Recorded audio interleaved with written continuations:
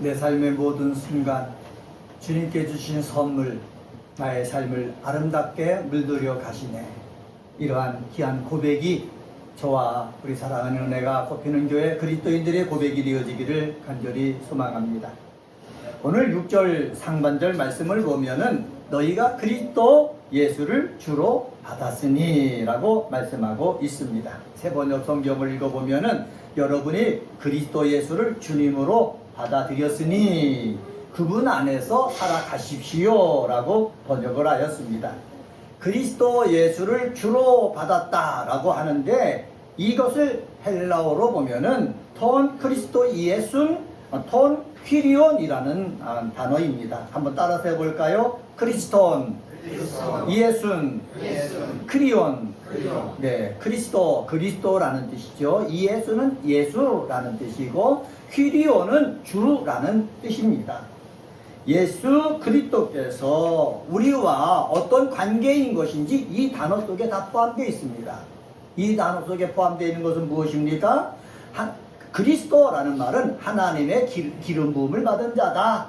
그리고 성경에 있는 모든 예언을 성취하신 분이다 라는 것이 그리스도라는 단어 속에 포함되어 있습니다. 그리고 예수라고 했지 않습니까? 인간의 몸을 입고 오셔가지고 온전한 인성을 가지신 분으로서 사람들을 죄에서 구원하신 분이다 라는 것이 예수라는 단어 속에 포함되어 있습니다. 그리고 주라고 했지 않습니까?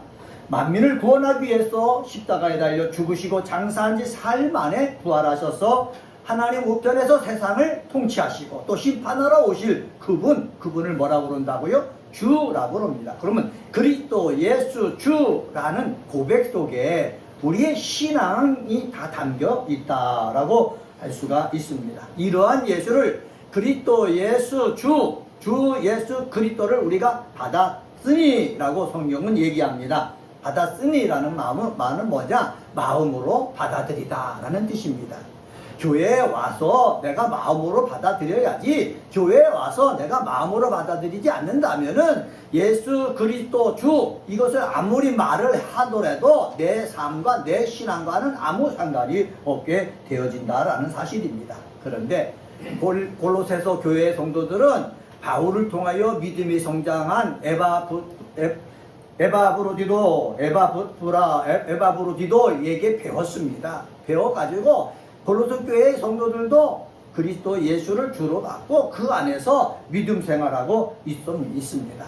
저와 여러분은 어떻습니까? 골로새 교회의 성도들이 예수를 그리스도 주로 받아들인 것처럼 저와 여러분도 그리스도 예수를 주로 받아들이셨습니까? 아니면은 그냥 이름만 부르는 그러한 사람입니까? 저는 여러분의 마음의 문을 활짝 열고 그리스도 예수 주라고 고백하고 마음속에 받아들이는 귀한 우리 성도가 되어지기를 예수님의 이름으로 간절히 축원합니다. 이런 성도들은 6절 하반절에 보면은 뭐라고 그런 줄 아십니까? 그 안에서 행하되 라고 말씀하고 있습니다. 그 안에서라는 말은 뭐냐? 예수 안에서, 그리스도 예수 주 안에서 라는 뜻입니다. 그 안에서라는 말은 뭐냐? 그리스도 예수 주 안에서 예수와 더불어 친밀한 교제 속에서 지낸다라는 것입니다. 한번 따라서 해볼까요? 친밀한 교제 속에서 지낸다라는 것입니다. 우리가 교회에 와서 우리가 예배를 드리지 않습니까? 예배를 드리고 우리가 끝나고 간단하게 다가도 하고 가기도 하고 함께 식사를 하는데 그렇게 식사를 하면서 다가를 하면서 저와 여러분과의 교제가 있습니다. 이런 교제가 깊어진다는 거지요. 깊어지면 깊어질수록 신뢰감이 생기는 것입니다. 깊어지면 깊어질수록 내 문제를 다 맡길 수가 있는 것입니다. 그런데 인간적으로 목사와 성도가의 관계가 깊어지는 그것뿐만 아니라 우리가 눈에 보이지 아니하는 그리스도 예수 주와 더불어 교제가 깊어지고 관계가 깊어지는 역사가 우리 사랑하는 그리스도인들에게 있게 되어지기를 주님의 이름으로 간절히 축원합니다. 그러면 그리스도 예수와 내가 관계가 깊어졌다라는 것을 어디서 알 수 있습니까? 내가 행하는 곳에서 알 수가 있는 거예요. 내가 행하는 것이 예수님께서 가르쳐 주신 그 말씀, 예수님께서 원하시는 그러한 말씀을 따라서 내가 행하면은 예수 그리스도와 내가 가까워졌다라는 것이고, 교회에 나와서 10년, 20년, 30년 다녔어도 예수 그리스도께서 원하시는 말과 행동을 하지 않는다면은 그 사람은 가까워진 것이 아니라 멀리서 쳐다보고 있다라는 뜻입니다. 이러한 것들이 있기 때문에 오늘은 이것을 가지고 무슨 제목으로 그리스도 예수를 주로 받아들인 자의 삶, 이렇게 정하고서 함께 은혜를 나누도록 하겠습니다. 한번 따라서 해볼까요? 그리스도 예수를 주로 받아들인 자의 삶. 네, 그리스도 예수를 주로 받아들인 자의 삶이 어떠느냐? 첫 번째 7절을 통해서 알 수가 있는데, 믿음으로 감사의 마음이 넘치는 삶을 삽니다. 한번 따라서 해봅시다. 믿음으로 감사의 마음이 넘치게 하라. 네, 여기서 감사의 마음이 넘치게 하라 앞에 뭐를 붙였습니까? 믿음으로를 붙였어요. 왜 그렇습니까?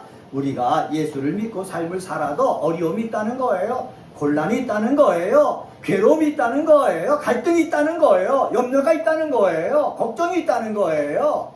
예수를 믿고 삶을 살아도 가정에서, 직장에서, 삶 속에 이러한 고통이 다 있어요. 고통이 있는 가운데서 하나님 앞에 나가서 감사하려고 하면 감사가 되어집니까? 감사가 될 수밖에 없는 거예요. 근심, 걱정, 염려, 그 덕에 남의 탓하고 이것만 넘칠 수가 있거든요. 그런데 여기 속에서 우리가 예수 그리스도를 주로 받았으니까는 내 삶을 변화시켜야 되겠다라고 내가 마음 먹었으면은 내가 어떻게 해요? 이 염려와 근심, 걱정, 이것을 내가 넘어서야 되는 거예요. 넘어서기 위해서 필요한 것이 있는데 그것은 바로 뭐라고요? 믿음인 것입니다. 한번 따라서 해봅시다. 믿음으로. 다시 한번 믿음으로. 예, 믿음이 필요한 거예요. 믿음이 없으면은 감사할 수가 없어요. 왜요? 내 삶의 현실이 너무나 어렵기 때문에 그래요. 근데 믿음이 있으면은 지금 현재 내 삶의 현실이 어렵지만은 주님이 함께 하시고 주님께서 합력하여 선을 이루실 것이다. 성경에 나와 있는 믿음의 사람들처럼 분명히 선하게 이루실 것이다. 우리가 오늘 찬양들 들었는데 내 삶의 모든 순간 주님이 함께 하셔가지고 나를 아름답게 하실 것이다. 이렇게 내가 여겨진다는 거예요. 뭐가 있을 때? 믿음이 있을 때. 그래서 우리 은혜가 꼽히는 교회, 우리 사랑하는 우리 그리스도인들 속에 예수 그리스도를 주로 받았을 때 주님께서 약속하신 그 믿음이 있어짐으로 말미암아 감사할 수 없는 조건에서도 감사가 있게 되어지기를 주님의 이름으로 간절히 축원합니다. 여기 보면은 7절 하반절에 보면은 뭐라고 말씀합니까? 감사함을 넘치게 하라 이렇게 얘기했습니다. 한번 따라서 해봅시다. 감사함을 넘치게 하라. 감사함을 넘치게 하라. 믿음이 있는데 이 감사함을 넘치게 하라는 것은 뭐냐면 자꾸 믿음으로 주장해가지고 내 속에서 감사가 나도 모르게 가슴뿐만 아니라 입들과 얼굴을 통해서 나오게 하라는 거예요. 우리가 여기 컵이 있는데 여기 앞에 물을 따랐습니다. 물을 따랐을 때 지금 여기 반만 물이 들어있거든요. 여러분, 물이 흘러나오지 않아요. 이 안에 물이 있는지 아십니까? 여러분은 모르는 거예요. 저만 아는 거예요. 이거 봤으니까. 그런데 물을 부어서 흘러나와 넘쳐나요.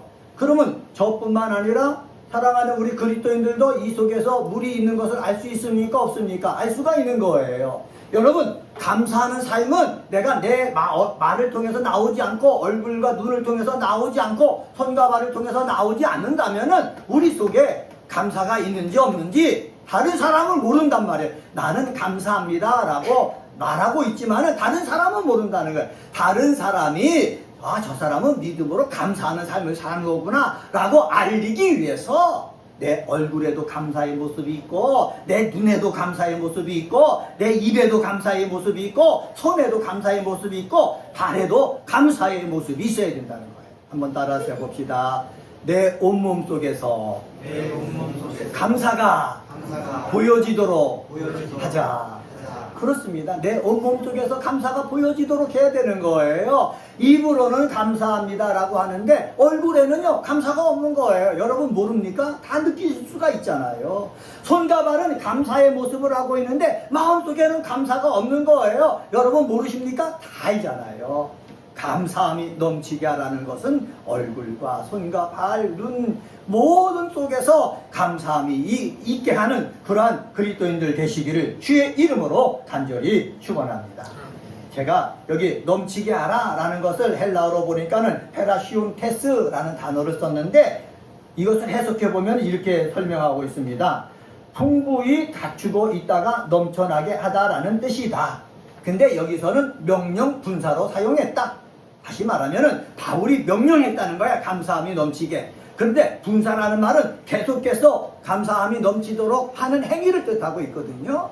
감사는 내가 기분 좋을 때만 넘치게 하는 것이 아니라 교회에 와서 예배를 드리고 내 아는 사람을 만날 때만 넘치게 하는 것이 아니라 계속해서 넘쳐나게 하도록 하나님은 바울을 통해서 뭐 하셨다? 명령하셨다. 이건 하나님의 명령이에요. 믿음으로 감사함이 넘치는 그런 삶을 사는 것은 누구의 명령이라고요? 하나님의 명령이다. 그래서 우리 그리스도인들은 저와 함께 믿음으로 정말로 하나님 앞에 감사하는 것들이 형식적인 감사가 아니라 넘쳐나는 그러한 감사가 되어지기를 주님의 이름으로 간절히 축원합니다. 바울은 말했습니다. 여러분 잘 아시잖아요. 로마서 8장 28절에 보면은 하나님을 사랑하는 자 곧 그 뜻대로 부르심을 입은 자들에게는 모든 것이 완벽하여 선을 이룬다고 그랬어요. 이것은 바울의 신앙 고백입니다. 바울이 복음을 증거하면서 살다 보니까는 뭐 돌에 맞아서 죽을 뻔한 일도 있고, 그리고 배를 타고 가다가 배가 침몰해서 죽을 뻔한 일도 있고, 굶주려서 죽을 뻔한 일도 있었지만은 다 하나님께서 어떻게 해요? 선으로 다 이루어 나가셨다라고 고백을 한 거예요. 뭐가 있기 때문에? 믿음이 있기 때문에. 믿음이 있기 때문에 바울도 감사함이 넘쳐나는 고백을 했듯이 저와 여러분도 믿음이 있어서 감사함을 넘치는 그러한 고백이 늘 있게 되어지기를 주의 이름으로 간절히 축원합니다. 감사함이 넘치는 사람은 천사예요. 천사의 모습이에요. 이러한 모습 꼭 갖추시기를 주의 이름으로 부탁을 드립니다. 두 번째로 8절서부터 10절을 통해서 찾아볼 수 있는데, 예수의 말씀을 따라 살려고 하라는 것이죠. 한번 따라서 해봅시다. 예수의 말씀을 따라 살려고 해라. 네, 우리가 오늘도 교회에 나와서 예배를 드립니다. 그리고 하나님 앞에 찬양을 올려드리고, 그리고 성경을 함께 우리가 같이 봉독하고 말씀을 듣습니다. 성경을 함께 읽고 말씀을 듣는 이유가 무엇입니까? 그냥 와서 시간 때우고 가는 것이 아니라 하나님이 목사님을 통해서 하나님 말씀 전해주면은 그 말씀을 내가 귀에 듣고 마음에 담아가지고 적어도 일주일 동안의 삶을 살면서 그 말씀 따라 살겠다라는 그러한 다짐을 하는 시간이 되어야 된다라는 말씀입니다. 와서 목사는 얘기해라. 나는 내 마음대로 내 생각대로 내 뜻대로 살겠다라고 하면은 성령님의 역사가 일어나지 않습니다. 내가 부족하고 연약해도 목사님이 주시는 그 말씀 나를 감동하면은 내가 그 말씀대로 내가 한번 행하겠습니다. 말하겠습니다. 그렇게 살아보겠습니다. 해나갈 때에 예수의 말씀을 온전케 하시는 성령이 역사하셔가지고 우리가 다 예수 따라 살 수가 있는 거거든요. 사도행전 3장에 보면은 베드로와 요한이 성전에 기도하러 올라갑니다. 기도하러 올라가는데 그 미문 앞에 누가 있습니까? 구걸하는 안진뱅이 거지가 있는 거예요. 가서 배고프니까는 구걸하지 않습니까? 구걸할 때요, 베드로와 요한이 가진 것이 없는 것입니다. 그런데 구걸하는 것을 보고 너무나 불쌍히 여기는 그 마음이 든 거예요. 그래서 내가 가진 것은 없지만 내게 있는 것이 있는데 그 나사렛 예수다. 이 예수를 내가 너에게 주겠다. 그래서 예수 이름으로 일어나 걸어라. 그랬더니 그 사람이 걷게 되는 거예요. 여러분, 내 속에 예수의 말씀이 있고 예수의 말씀을 따라 살려고 해나갈 때에 성령이 역사하셔가지고 예수의 말씀으로 명령하고, 예수의 말씀으로 명령할 때 병든 자가 일어나고, 예수의 말씀으로 명령할 때 귀신이 떠나가고, 예수의 말씀으로 명령할 때에 변화의 역사가, 하나님이 일하시는 역사가 일어난다는 사실입니다. 그런데 내가 예수의 말씀과는 상관없이 내 생각대로 내 지식대로 살려고 해서 일이 일어나겠습니까? 일어나지 않는다는 거예요. 그래서 사도 바울이나 많은 믿음의 선배들이 하는 말이 무엇입니까? 경건의 모양만 있는 교회, 경건의 모양만 있는 성도가 되지 말고 경건의 능력이 있는 교회, 경건의 능력이 있는 성도가 되어야 된다 말씀하고 있는 거예요. 한번 따라서 해봅시다. 경건의 능력이 있는 성도. 예, 경건의 능력이 있는 사람이 되어야 되는 것입니다. 경건의 능력이 있으려면 어떻게 해야 된다고 그랬습니까? 내가 예수의 말씀을 따라 살려고 했을 때 경건의 능력이 있어진다는 거예요. 내가 경건의 모형만 있으면은요, 아무리 좋은 말씀해도 내가 살지 않고 그렇게 행하지 않기 때문에 성령님이 도우시려고 해도 아무 일도 안 일어나는 거예요. 기도해도요, 병든 자가 일어나지 않아요. 기도해도요, 귀신이 떠나가지 않아요. 기도해도요, 내 어려움을 이겨낼 수 있는 그 힘을 내가 느낄 수가 없어요. 그러나 말씀을 따라 믿음으로 살려고 내가 마음 먹잖아요. 기도하면 나도 모르게 소망이 생겨요. 기도하면 나도 모르게 지혜가 생겨요. 기도하면 나도 모르게 능력이 생기는 거예요. 아, 지금은 내가 이렇게 가장 낮은 자리에 있지만은 하나님이 역사해 주셔가지고 분명히 올라설 것이다 라는 확신이 생긴다는 거예요. 믿음을 따라 살려고 할 때 이런 것이 생긴다. 누가 도와주심으로? 성령님이 도와주심으로 그렇게 되어진다는 거예요. 근데 사도 바울이 골로새 교회를 보니까는 옛날에는 말씀을 따라 믿음으로 살았는데 많은 사람이 철학적인 것을 내세우고 있어요. 그리고요, 세상 학문을 내세우고 있어요. 율법을 내세우고 있어요. 말씀 따라 살아가는 것이 성도들의 생각이 변화된다는 거예요. 좋은 말, 웃기는 말, 내가 들어봤을 때 달콤한 말, 요 말을 따라간다는 거예요. 그리고요, 옛날에 율법을 내세우는데 그 율법을 따라간다는 거예요. 율법은 우리를 죄에서 해방시키지도 못하고 우리를 죄인으로 만드는 그러한 도구인데도 율법을 따라가는 사람들이 많다는 거예요.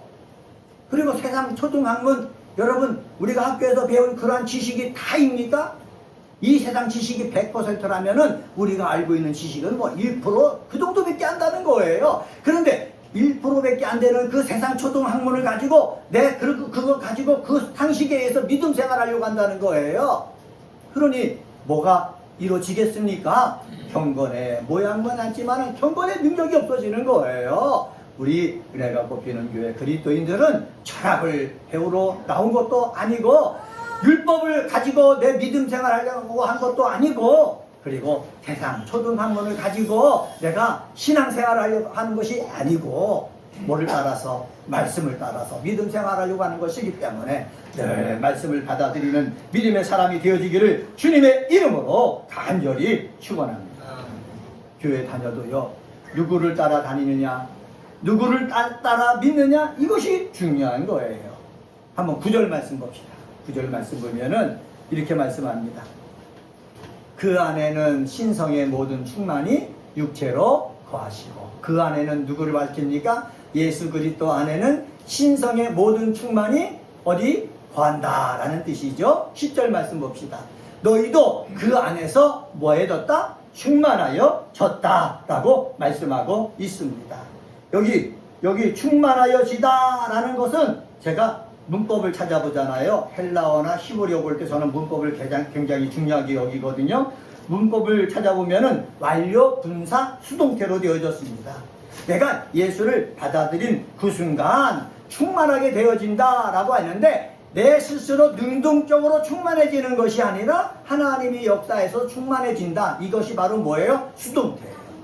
내가 충만해진다는 것은 능동태지요. 여러분, 내가 충만해질 수 있습니까? 충만해질 수가 없어요. 여기 컵이 스스로 충만해질 수 있습니까? 없어요. 누군가 물을 부어줘야 충만해지는 거예요. 나도요, 내가 스스로 충만한 목사가 되고 싶습니다. 능력으로 충만한 목사가 되고 싶습니다. 지혜로 충만한 목사가 되고 싶습니다. 내 스스로 채울 수 있습니까? 성경을 읽고 공부해서 채울 수 있습니까? 지식은 채워지지만은 정말로는 못 채워준다는 거예요. 누가 채워주셔야 된다고요? 하나님이 채워주셔야 된다는 거예요. 목사도요, 하나님이 채워주셔야 충만한 목사가 될 수 있는 거예요. 그래서 기도하는 거예요. 성도들이 목사를 위해서 기도할 이유가 무엇입니까? 하나님, 우리 목사님에게 예수 그리스도의 신성으로 충만하게 채워주시옵소서. 그래야 말씀을 전해도 은혜로운 말씀이 되고 기도해도 능력의 말씀이 되는 것이기 때문에 그래요. 나 자신도 마찬가지예요. 여러분 자신도 마찬가지예요. 내 힘으로 사랑하고 감사하면은 뭐 기도할 필요가 뭐 있습니까? 내 힘으로 사랑할 수도 없고 감사할 수도 없기 때문에 하나님 내가 사랑할 수 있는 힘을 주세요. 내가 감사할 수 있는 힘을 주세요. 용서할 수 있는 힘을 주세요. 내가 용납할 수 있는 힘을 주세요. 그래서 기도하는 것 아닙니까? 왜? 하나님이 해 주셔야 되는 것이기 때문에. 하나님이 역사하셔가지고 여러분 주일마다 올 때마다 찬양으로 충만해지고 말씀으로 충만해지고 은혜로 충만해지고 하나님의 뜻을 아는 지식으로 충만해져가지고 또 가정으로 돌아갈 때는 힘있게 돌아가는 우리 사랑하는 그리스도인들 되시기를 주의 이름으로 간절히 축원합니다. 세 번째로 11절서부터 14절을 통해서 찾아볼 수 있는데 한번 따라서 해봅시다. 예수의 능력으로 죄악에서 벗어났음을 믿고 살라. 예수의 능력으로 죄악에서 벗어났음을 뭐하고 살라고요? 믿고 살라는 거예요. 여러분 이것이 아주 중요해요. 여기 보면은 성도들은요 우리 성경에서 뭐라고 그러냐면은 우리 예수를 믿는 사람은 유대인들처럼 남자아이로 태어났으면 난지 8일 만에 성기의 표피를 잘라가지고 나는 하나님의 사람입니다. 나는 죄와 더불어 죄를 물리치는 삶을 살겠습니다. 이 할례를 행한 것이 아니라 우리는 예수를 믿기 때문에 마음속에 성령으로 예수로 말미암아 마음의 할례를 받았다. 이렇게 얘기하고 있습니다. 그래서 저와 여러분은 마음에 뭐를 받은 사람이다? 할례를 받은 사람이다. 그리고 여기 바울은 또 뭐 얘기하냐면 세례를 얘기하는 것입니다. 우리가 세례를 받을 때 우리 개혁교회에서는 뭐 약식으로 세례를 받지만은 예수님이 요단 강가에서 세례를 받을 때는 아예 물속에 들어갔다가 나오는 세례를 받았습니다.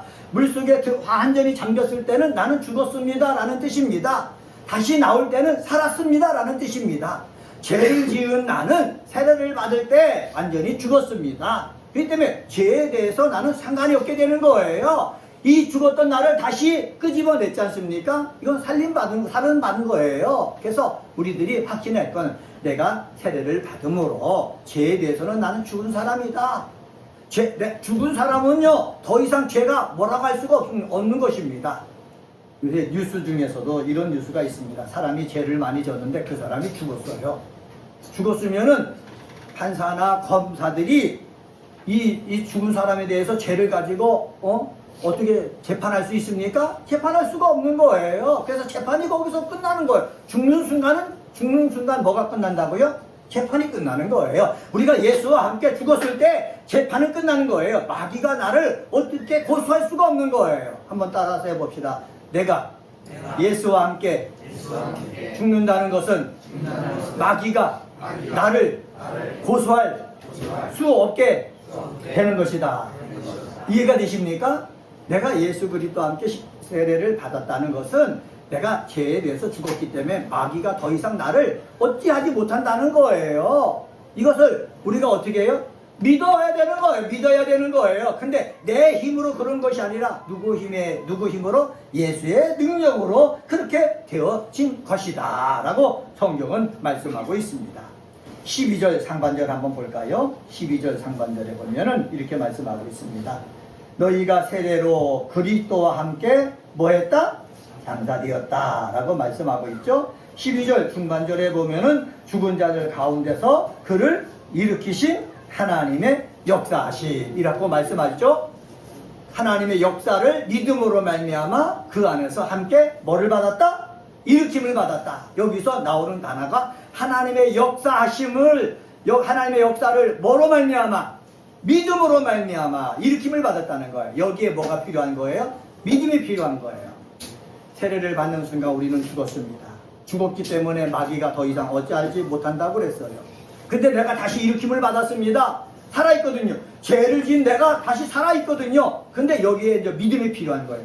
하나님의 역사하심으로 말미암아 나는 이제는 죄와는 상관이 없는 몸이 되었다라는 것이에요. 이걸 누가 주장해야 된다고요? 내가 주장해야 되는 거예요. 한번 따라서 해봅시다. 하나님의 역사로 일으키심을 받았습니다. 하나님의 역사로 일으키심을 받았습니다. 누가 주장해야 되는 거예요? 내가 주장하는 거예요. 이거는 내 스스로 체면을 거는 것이 아니라 하나님의 말씀을 내가 주장하는 거예요. 하나님 말씀을 주장할 수 있는 사람 되길 바랍니다. 마귀는요, 여러분 속에 들어와서 너는 보잘것없는 놈이다, 너는 죄인이다, 너는 아무것도 할 수가 없다, 자꾸 우리를 삶에서 자꾸 좌절하게 만들어요. 절망하게 만들어요. 빛을 발하지 못하게 만들어요. 그럴 때 여러분은 거기에 넉다운 되지 마시고 주장해야 된다는 거예요. 나는 예수와 함께 세례를 받았기 때문에 나는 죄에서부터 자유롭다. 주장할 때에 누가 떠나간다고요? 귀신이 떠나가는 거예요. 악한 영이 떠나가는 거예요. 주장하지 않고 있으면은 누가 장난칩니까? 마귀란 놈이 와서 장난치는 거예요. 너는 죄인이다. 너는 이것밖에 안 된다. 네가 무엇을 할 수 있느냐? 그 마귀의 장난 속에 우리가 다 놀아난단 말이에요. 내가 꼽히는 교회 그리스도인들은 마귀가 장난할 때 그 장난 속에 놀아나지 말고 하나님의 역사하심이 나에게 있다. 그리고 손을 쥐고 믿음으로 주장하시기를 주의 이름으로 간절히 축원합니다. 믿음으로 주장할 때 마귀는 한 길로 왔다 7길로 도망가는 것입니다. 마귀가 도망가게끔 하는 우리 그리스도인들 되시기를 주의 이름으로 간절히 축원합니다. 13절 말씀 한번 같이 한번 읽습니다. 13절입니다. 시작. 또 범죄와 육체의 무할례로 죽었던 너희를 하나님이 그와 함께 살리시고 우리의 모든 죄를 사하시고, 우리 14절도 있습니다. 시작. 우리를 거스리고 불리하게 하는 법조문으로 쓴 징소를 지우시고 제하여 버리사 십자가에 뭐했다? 못 박으셨다 라는 거 말씀하고 있습니다. 이것은 다 무슨 말씀입니까? 예수님이 다 해결해 주셨다는 거예요. 예수님이 다 해결해 주셨다는 거예요. 이것을 우리가 뭐 해야 된다고요? 믿어야 된다는 거예요. 그래서 예수의 능력, 나는 능력이 없고 나는 죄인이지만은 예수의 능력으로 나는 죄에서부터 벗어났습니다 라는 것을 내가 주장하면서 살아야 된다는 거예요. 그래야 마음이 평안하고요, 그래야 병도 이길 수도 있고요, 그래야 마귀의 유혹을 다 물리칠 수가 있는 거예요. 이러한 귀한 그리스도인들 되시기를 주님의 이름으로 간절히 축원합니다. 오늘은 골로새서 2장 6절서부터 14절 19절에 있는 말씀 가지고 그리스도 예수를 주로 받아들인 자의 삶이란 제목으로 말씀을 전했습니다. 믿음으로 감사의 마음이 넘치게 하는 삶을 산다. 예수의 말씀을 따라 살려고 한다. 예수의 능력으로 죄에서 벗어났음을 믿고 산다. 말씀드렸습니다.